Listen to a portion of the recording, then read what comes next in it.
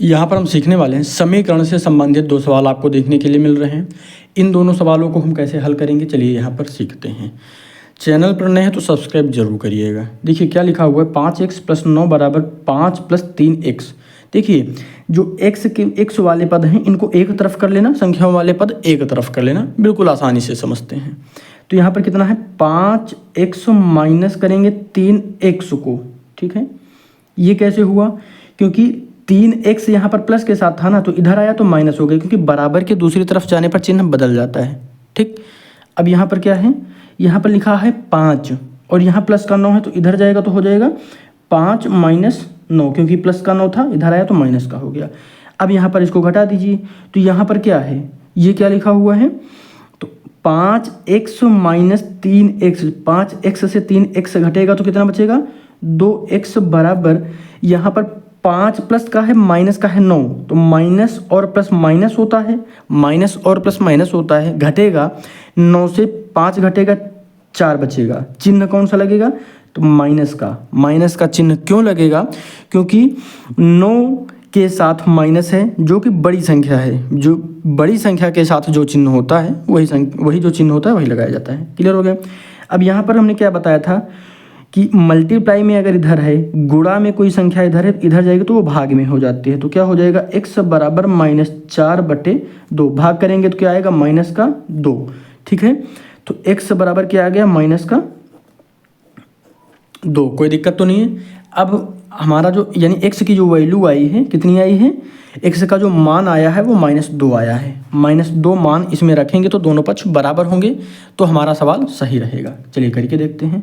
हमारा क्या मान था 5x + 9 बराबर 5 + 3x, हमारा जो मान था इसमें रखेंगे, तो रख देते हैं 5 × -2, ब्रैकेट लगाएंगे क्योंकि दो चिन्ह एक साथ नहीं लिखे जाएंगे, बराबर ये प्लस का 9 बराबर 5 + 3 × -2, कोई दिक्कत तो नहीं। इसको आगे फिर से करते हैं, फिर आगे हल करते हैं। 5 दूनी कितना हो जाएगा -10, कोई दिक्कत तो नहीं है।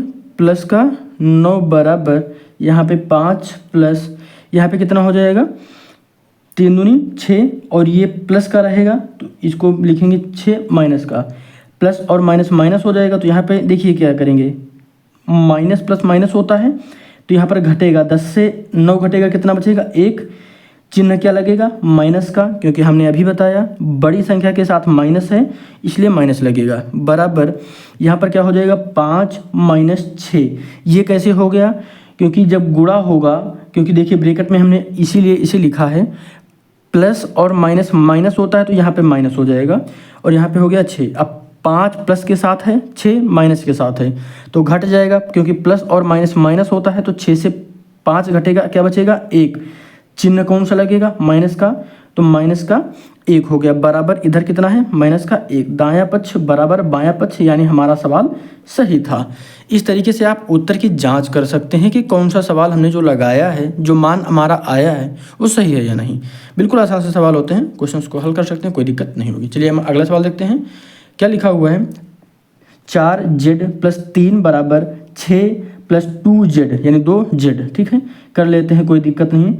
4z - 2z बराबर 6 - 3, कोई दिक्कत तो नहीं, बिल्कुल आसान है। अब हम यहाँ पर क्या करेंगे, यहाँ पर बचेगा 2z बराबर 2 और z में थोड़ा सा अंतर बना के लिखिएगा, नहीं तो 2 और z एक जैसे हो जाएंगे तो कन्फ्यूजन हो जाएगा। यहाँ पर कितना बचेगा 3, तो z बराबर क्या हो जाएगा 3/2, तो हमारा जो z का मान आया है 3/2 आया है, कोई दिक्कत तो नहीं है।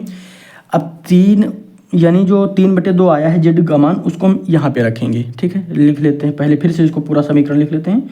4z + 3 बराबर 6 + 2z, अब इसी में रख दीजिए, 4 × 3/2 + 3 बराबर 6 + 2 × 3/2। हमने अभी क्या किया, z का जो मान आया था 3/2 वही रखा है, देखिए z के स्थान पर रखा, 4 वैसे ही है, z का मान रखा, प्लस 3 लिखा, बराबर 6 + 2 × z का मान क्या था 3/2 वही लिख दिया। गुणा में होने पर हम इस संख्या को काट सकते हैं। गुणा में होने पर इसको काट देंगे तो क्या हो जाएगा 2। 2 तीन कितना होता है 6, क्योंकि इसका गुणा हो जाएगा ना। आप चाहें तो एक बार इसको फिर से वैसे ही लिख सकते हैं और डायरेक्ट भी गुणा कर सकते हैं। 3 दूनी 6 प्लस यहाँ पे कितना बचा 3, क्योंकि ये तो कट ही गया है, बराबर 6 है यहाँ पर। और यहाँ पर कितना हो जाएगा प्लस, यहाँ पर ये प्लस है, यहाँ पर ये और ये कट गया क्यों, और इसके बाद क्या बचेगा यहाँ पर, क्योंकि ये गुणा में था जो कट गया, फिर कितना बचा प्लस का 3। कोई दिक्कत तो नहीं है। यहाँ पर 6 + 3, ये 6 + 3 कितना हो जाएगा 9 बराबर 9। दायां पक्ष बराबर बायां पक्ष।